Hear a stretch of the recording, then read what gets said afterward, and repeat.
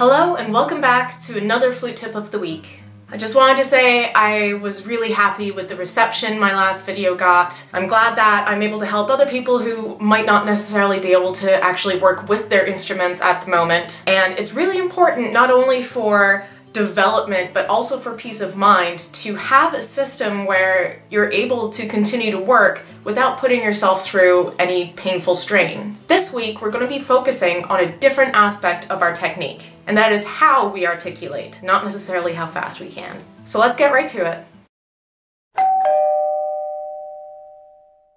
Articulation is an instant action. Do not prepare your tongue or move it slowly. We have spoken in the past about various exercises to increase the speed of, in particular, your double tonguing. However, it's really important to think about how you are using your tongue when you're articulating, as opposed to just how quickly you can move it. And one habit I find to be quite frequent throughout various levels of study for my students is how they use and prepare their tongue in anticipation of an articulated note or an articulated section. If we think about what we were talking about last week, where we were able to see our fingers to watch if we were preparing our fingers slowly to change or if things were moving exactly at the same time, we need to now bring this idea to our tongue inside of our mouths. Sometimes it can be quite easy to think about the tongue as the way to release the air and begin the note. But really the use of it is just to clean up the sound so that you have a very definite beginning to it. It's not the only thing that will support the tone or allow you to play that note. And very often, in anticipation of this, people will leave their tongue against the roof of their mouth and then release it to be able to create the articulation. But this action, as I've said, needs to be instantaneous. Because when you take the additional time to leave your tongue there and then remove it, you're already defeating yourself in terms of tempo and the rhythm of the piece. You're going to be closing off a lot of where your resonance comes from, and it also makes it difficult for you to have good momentum through quicker articulated passages. And if you're doing this for practically every note, then it means that when you're starting to do fast passages that are all tongued, you're going to be held up with the fact that you're used to stopping your tongue and then releasing it. But you can't really do that very quickly because your tongue just cannot work that fast. And that is why it needs to be instantaneous. So instead of placing your tongue against the edge of your palate and then removing it, you need it to be almost as if you are lightly touching something very hot. So going ta, ta, ta, instead of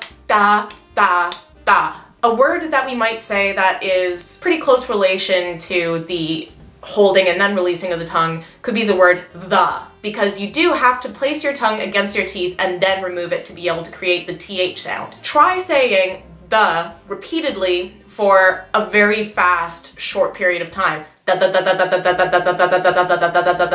Difficult to keep on moving forward, creates a lot of tension here, and it also gradually cuts off the resonance that is able to come through with my sound. And now, let's try saying ta. So just very instantaneous without necessarily punching the tongue through. So just ta. Ta ta ta ta ta ta ta ta ta ta ta ta ta ta ta ta. A much more natural action. I wasn't feeling stuck by my tongue because I wasn't having to leave it long enough to be able to create this other kind of tone, and it meant that I didn't have to engage as many muscles to be able to produce that same kind of sound. Another thing that can be difficult about the kind of the articulation as opposed to ta, the very instantaneous one, is that it reduces the amount of colors you can use. Because when you have to engage that many muscles to be able to clean up the beginning of the note, it makes it a lot less likely that you'll be able to control them in terms of relaxing certain areas so that you can get a more rich tone, or hollowing things out so that you can get a lighter, more breathy tone. Because everything is so engaged with getting the tongue ready that you're not able to simultaneously relax and activate these muscles. But when you have a very instant articulation, then the muscles engaged in creating the motion for your tongue are only used for a split second, and so are immediately available to adjust your color as you are playing your note, and to have a very quick reaction to when the note actually starts. Apply this to your scales while you start to get a better understanding of how you're using your tongue, and if you find that you are using using the kind of the articulation, then really start imagining the inside of your mouth having a kind of little bullseye, where you need to use a very small area of the tip of your tongue, as opposed to having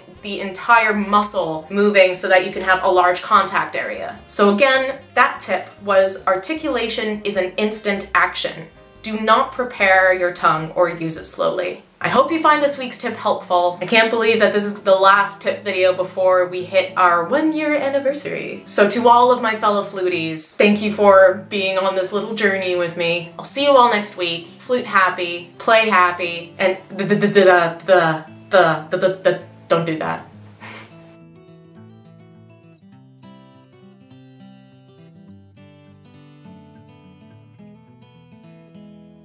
As quite a few of you will know, I started Flute Tip of the Week as a series where I would just post a tip that I thought might help people in terms of teaching flute or even just general musicianship. And I will very often look at my old list for inspiration for my videos. And today I read one that just made me laugh, because the tip was, always make sure your glasses are the right prescription. Not so much a tip, more personal observation. Definitely gotta wonder how long it takes for someone to realize that they actually can't see even with their glasses.